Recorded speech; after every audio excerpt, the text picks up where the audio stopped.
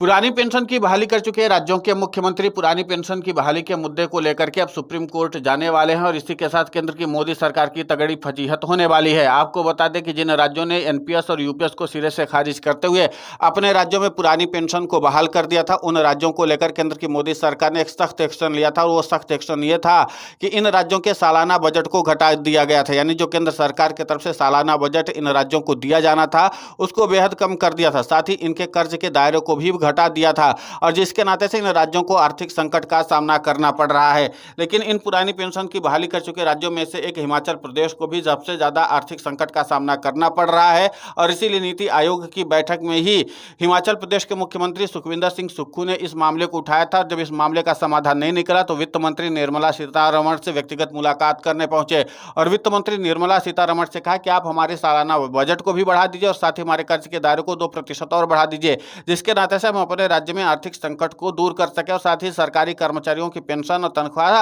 समय से दे पाएं। लेकिन उस पर वित्त मंत्री निर्मला सीतारमण ने साफ शब्दों में कह दिया था कि आप अपने राज्य में यूपीएस लाइए, एनपीएस लाइए, हम आपके कर्ज के दायरे को भी बढ़ाएंगे और साथ ही साथ हम आपके सालाना बजट को भी बढ़ा देंगे। इसी के नाते से अब माना जा रहा है कि पुरानी पेंशन की बहाली कर चुके राज्यों के मुख्यमंत्री पूरी एकजुटता के साथ एक मंत्र के साथ अब सीधे सीधे सुप्रीम कोर्ट जाकर के केंद्र की मोदी सरकार के खिलाफ चुनौती देने वाले हैं, क्योंकि केंद्र की मोदी सरकार जो है लगातार इन राज्यों को आर्थिक संकट के दलदल में ढकेलती हुई चली जा रही है, जिसके नाते से इन राज्यों के पास आर्थिक संकट खड़ा हो गया है और आलम यह हो चुका है कि अब इन राज्यों को सरकारी जो कर्मचारी हैं उनको पेंशन देने और उनकी तनख्वाह देने में भी इनको सोचना विचारना पड़ रहा है। और इसी के नाते से केंद्र की मोदी सरकार इस बात का भी संदेश देना चाहेगी कि जिस तरीके से इन राज्यों ने पुरानी पेंशन की बहाली की है और एनपीएस और यूपीएस को खारिज किया है तो इस नाते से इनको आर्थिक संकट का सामना करना पड़ रहा है, जबकि इनकी वजह कुछ और है। अब पुरानी पेंशन की बहाली कर चुके राज्यों के मुख्यमंत्रियों के मामले में जो है वो मुश्किलें लगातार बढ़ती चली जा रही हैं। इसीलिए वो उनको लगता है कि पुरानी पेंशन की बहाली तो हमने कर दी है, सरकारी कर्मचारियों को पुरानी पेंशन का लाभ भी मिल रहा है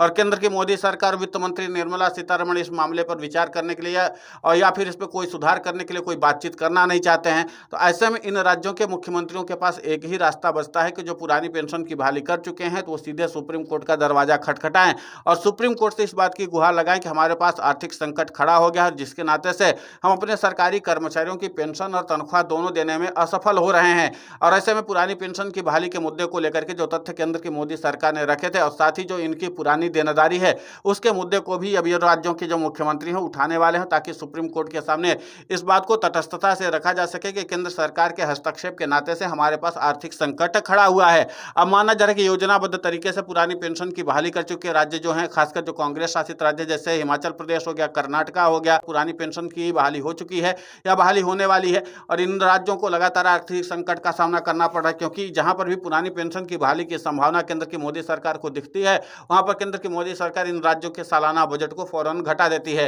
यही हालत झारखंड की भी है। झारखंड में भी जो है सरकारी कर्मचारियों के संकट को लेकर के एक बार फिर से मामला गरमाया हुआ था और उनकी पेंशन और तनख्वाह पर भी एक अलग तरह की बहस छिड़ गई थी। अब इसी के नाते से माना जा रहा है कि सुप्रीम कोर्ट में जब इस बात को उठाया जाएगा तो जाहिर सी बात है कि इनको इंसाफ मिलने की उम्मीद दिखाई देगी। अब देखना होगा कि जिस तरीके से केंद्र की मोदी सरकार ने पुरानी पेंशन की बहाली कर चुके राज्यों के प्रति सौतेला व्यवहार रख रही है और उसके नाते से इन राज्यों को आर्थिक संकट का सामना करना पड़ रहा है, ऐसे में पुरानी पेंशन की बहाली कर चुके राज्यों के मुख्यमंत्रियों को सुप्रीम कोर्ट से कितनी मदद मिल पाती है, क्योंकि पुरानी पेंशन की बहाली के मुद्दे को लेकर के सुप्रीम कोर्ट के रुख को भी समझ पाना थोड़ा सा मुश्किल लग रहा है। अब माना जा रहा है कि पुरानी पेंशन की बहाली के मुद्दे पर आंदोलित सरकारी कर्मचारियों का तो मूवमेंट चल रहा है, लेकिन इसी के साथ पुरानी पेंशन की बहाली कर चुके राज्यों के मुख्यमंत्रियों को इस बात का संदेश दिया जा रहा है कि अगर आप लोग सरकारी कर्मचारियों की पुरानी पेंशन और सीधे सीधे उनकी तनख्वाह को लेकर के अगर समाधान चाहते हैं तो आप लोगों को अपने पुरानी पेंशन की बहाली के मुद्दे को भूलना होगा और सीधे यूपीएस और एनपीएस लागू करना होगा। अब देखना होगा कि इन राज्यों के मुख्यमंत्री क्या फैसला लेते हैं, लेकिन यह माना जाए कि सुप्रीम कोर्ट जाने की तैयारी पुख्ता हो चुकी है।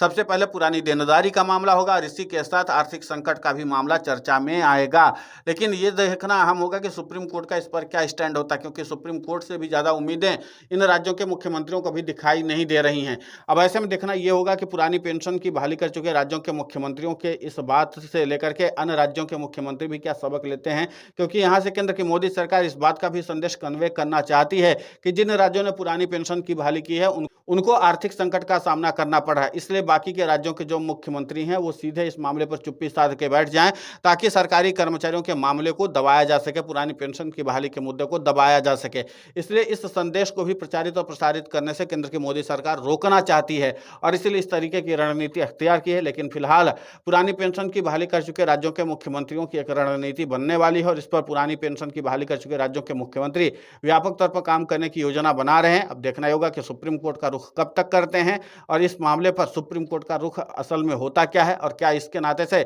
उनको कोई लाभ मिल भी पाता है या नहीं। फिलहाल ये बात देखने लायक होगी। इस पूरे घटनाक्रम को लेकर के आपकी पूरी प्रतिक्रिया बहुत महत्वपूर्ण होती है, आप हमें कमेंट करके जरूर बताएं। साथ ही पुरानी पेंशन की बहाली के मुद्दे पर हम लगातार आंदोलित होकर के खबरें चला रहे हैं। आप हमारे समर्थन के लिए चैनल को सब्सक्राइब करें, खबर को ज़्यादा से ज़्यादा शेयर करें ताकि पुरानी पेंशन की बहाली का मुद्दा और बुलंद हो।